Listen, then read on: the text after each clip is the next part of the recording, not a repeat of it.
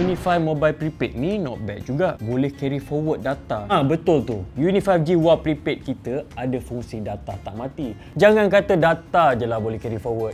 Hati awak pun boleh saya carry forward hingga ke jenjang pelanggan. Itu pun kalau awak sudi. Unify Mobile ni coverage dia semua sama je ke atau macam yang lain? Sama je? Apalah awak cakap ni. Cuba tengok sekarang ni saya dekat mana? Saya dekat Bulan tau. Neil Armstrong pun waktu dekat Bulan dia tak dapat contact family dia. Tapi saya sekarang tengok, saya boleh cakap dengan korang. Maksudnya Unify Mobile ni coverage dia luas dan speed dia melaju. Dulu pernah pakai Unify Mobile tapi coverage tak ada. Lagi-lagi bila balik kampung. Kejap, saya nak tanya, kampung awak ni dekat mana? Cuba tengok saya sekarang ni. Saya dekat matahari tau. Dekat matahari ni pun masih ada coverage.